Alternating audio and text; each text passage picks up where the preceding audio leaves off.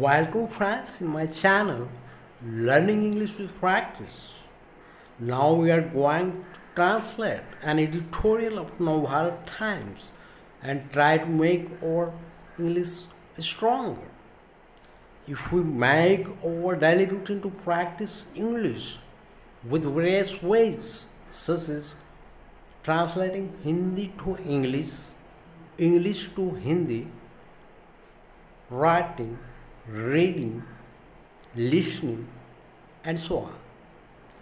So we will get one day our fluency skill and make better in English. So let's get it started. Navbharat times संपादकीय इसका अनुवाद Navbharat times editorial Hindi में इन हिंदी अंग्रेजी को English आने दीजिए लेट कम।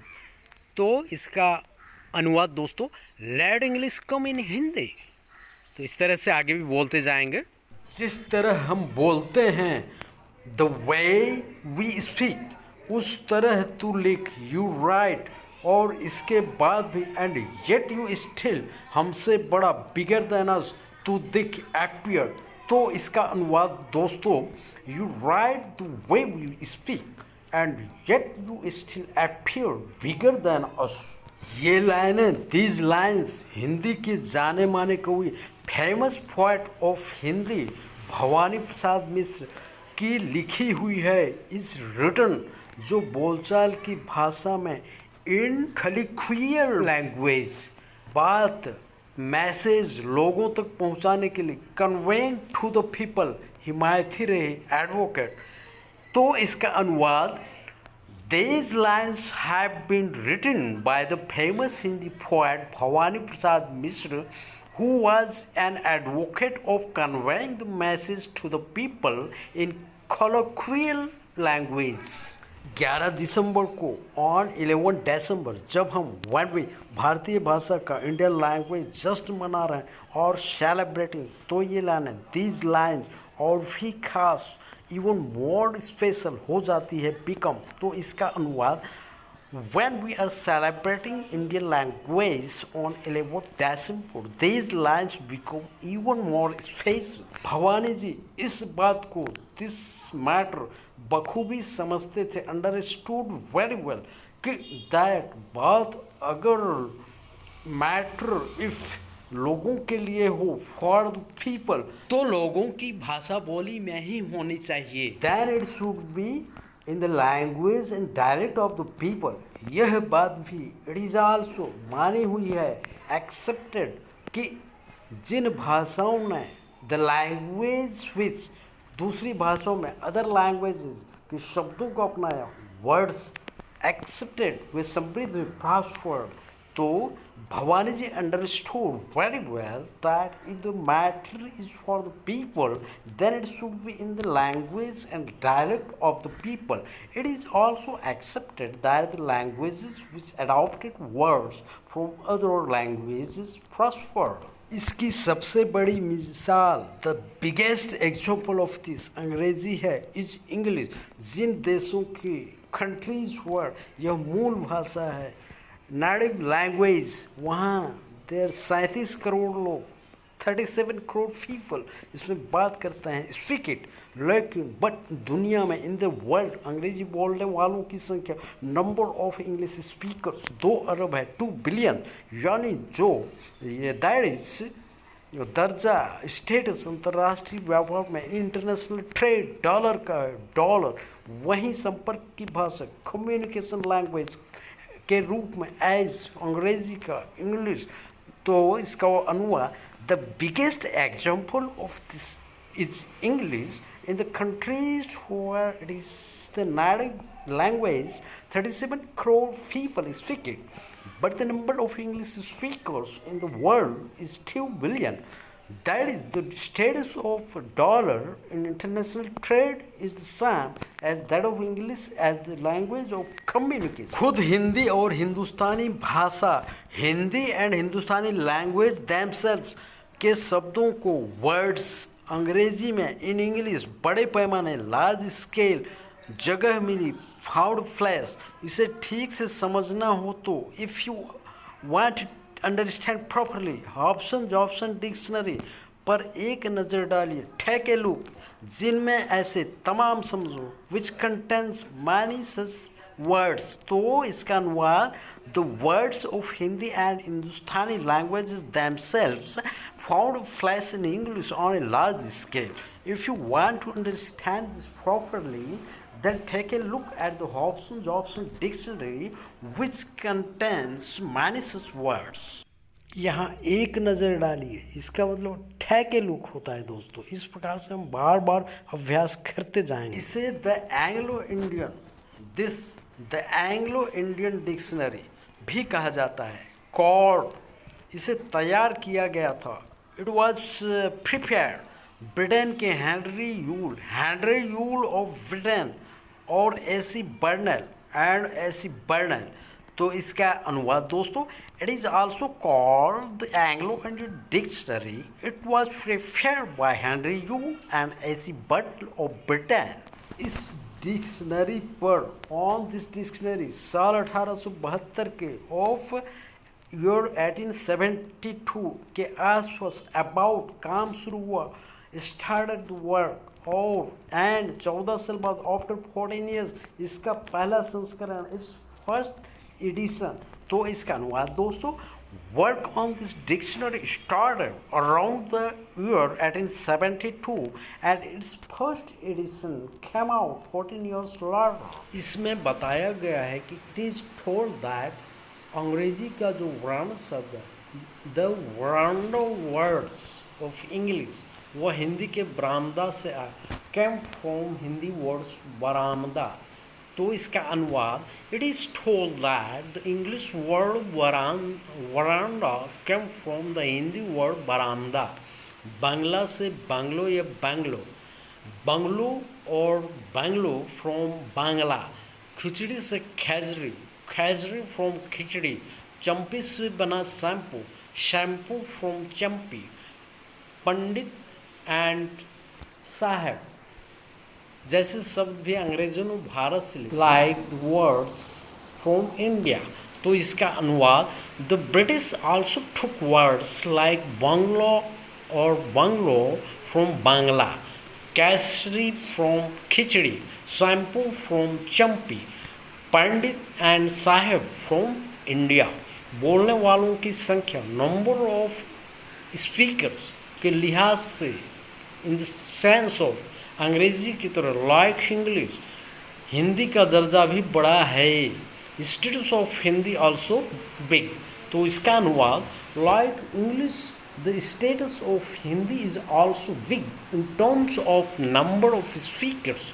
दुनिया में, इन द वर्ल्ड, 62 करोड़ से अधिक, मोर देन 62 करोड़ पीपल इस जबान में बात करते हैं, स्पीक्स इन दिस लैंग्वेज। और एंड अंग्रेजी, इंग्लिश, मंदारिन के बाद, आफ्टर मंदारिन, यह तीसरी सबसे बड़ी भाषा है, थर्ड बिगेस्ट लैंग्वेज। तो इसका अनुवाद, more than 62 crore people in the world speak this language and it is the third largest language after English and Mandarin. खुद हिंदी में इटसेल्फ, इन हिंदी, तुर्की, टर्की, अरबी, फारसी, पोर्तुगीज, अंग्रेजी, इंग्लिश भाषाओं के शब्द, वर्ड्स ऑफ लैंग्वेजेस भरे पड़े हैं। फिल्ड, तो ये अनुवाद, Hindi itself is filled with words from Turkish, Arabic, Persian, Portuguese and English languages. Hindi के आगे बढ़ने में प्रोग्रेस ऑफ हिंदी, अंग्रेजी समेत, इंक्लूडिंग इंग्लिश, इन सभी भाषाओं का, दीज ऑल लैंग्वेज, बड़ा योगदान है। Big support, big contribution. तो इसका अनुवाद दोस्तों, all these languages including English have a big contribution in the progress of Hindi. इन भाषाओं के शब्दों के बगैर, without the words of this languages, हमारा एक दिन भी, not only a single day fast, और आपको शायद ही एहसास हो, एंड यू हार्डली रियलाइज कि that ये शब्द हिंदी के नहीं, these words are not in Hindi. तो अनुवाद दोस्तों, not a single passes without the words of these languages and you hardly realize that these words are not from Hindi. जैसे फारसी के लाइक फसियंस, आराम, अफसोस, किनारा, नमक, दुकान, खूबसूरत, बीमार और शादी एंड शादी। अरबी के अरेबिक्स, किस्मत, ख्याल, औरत, कीमत, अमीर, इज्जत, इलाज, किताब। तो तुर्की वारियर्स, टर्किश तोप, काबू, तलाश, बेगम, बारूद, चाकू। पुर्तगाली से पोर्टुगीज कमीज, साबुन, अलमारी, बाल्टी, फालतू, फीता, तौलिया। जैसे लाइक शब्द वर्ड्स हिंदी में आए कैम इनटू हिंदी। तो अनुवाद लाइक फॉसियंस, आराम, अफसोस, किनारा, नमक, दुकान, खूबसूरत, बीमार एंड शादी। अरबिक किस्मत, ख्याल, औरत, कीमत, अमीर, इज्जत, इलाज, किताब। वड़ियाज टर्किश तोप, काबू, तलाश, बेगम, बारूद, चाकू। पोर्तुगीज कमीज, साबुन, अलमारी, बाल्टी, फालतू, फीता, तौलिया। It is the words came into Hindi. अंग्रेजी के भी English words like school, college, bus, car, hospital जैसे शब्द लाइक वर्ड्स हमारी ज़िंदगी में रचे बसे हैं, have become ingrained in our lives. लेकिन बट हिंदी भाषी समाज में एक वर्ग ऐसा भी है, there is a section in Hindi speaking society जो इसके पुराने वो इट्स ओल्ड फॉर्म को बनाए रखने की मांग, डिमांड्स टू मेंटेन इट, और वह संस्कृत शब्दों के इस्तेमाल and wants to use Sanskrit words have been insisting on. तो अनुवाद English words like school, college, bus, car, hospital have become ingrained in our lives, but there is a section in the Hindi-speaking society which demands to maintain its old form and wants to use Sanskrit words has been insisting on। यह word this section Hindi भाषा को, Hindi language, धर्म, संस्कृति से जोड़कर linking to religion and its culture. तो इसका अनुवाद this class has been linking Hindi language with religion and culture. इन लोगों को दीज पीपल ख्याल रखना चाहिए, शुड बी कीप माइंड। इस तरह से इन दिस वे हिंदी की तरक्की, प्रोग्रेस ऑफ हिंदी रोक रहे हैं, स्टॉपिंग। तो अनुवाद these people should keep in mind that in this way they are stopping the progress of Hindi. और इस विरोध से एंड बाय दिस प्रोटेस्ट कुछ हासिल भी नहीं होगा, नथिंग विल बी अचीव्ड। ऐसी कोशिशें सच अटैम्प्ट्स पहले हो चुकी है, हैव बीन मेड बिफोर जो फेल हो गए, विच फेल। तो अनुवाद and nothing will be achieved by this protest such attempts have been made before which fail. सरकारी हिंदी, ऑफिशियल हिंदी का हस्र फैट हमारे सामने है, बिफोर अस। तो इसका the fate of official Hindi is before us. अंतर्राष्ट्रीय स्तर पर भी even at the international level हम अंग्रेजी और फ्रेंच के साथ we with the English and French ऐसा होते देख चुके हैं, have seen this happening with English and French. तो इसका अनुवाद even at the international level we have seen this happening with English and French। अंग्रेजी ने इंग्लिश दूसरी भाषाओं के शब्दों को वर्ड्स ऑफ अदर लैंग्वेजेस खुले दिल से अपनाया, एडॉप्टेड ओपनली, इसीलिए देयरफॉर उसका दायरा बढ़ता गया, इट्स स्कोप कीपिंग एक्सपैंडिंग। जबकि वेरियस एकेडमिशियंस की जिद के कारण due to stubbornness of academicians French में इन फ्रेंच अधिक बाहरी फॉरेन वर्ड्स नहीं आ पाए, नॉट कैम। तो English adopted words from other languages openly, hence its scope kept expanding, whereas due to the stubbornness of academicians, more foreign words could not come into French. इसलिए therefore अंग्रेजी के मुकाबले in comparison to English French पिछड़ गई, French lagged behind. तो इसका अनुवाद therefore French lagged behind compared to English. And so friends, in such a way, my practice is in that you can also follow this type of methods to improve your English more and more. So thank you. See you next. Happy learning.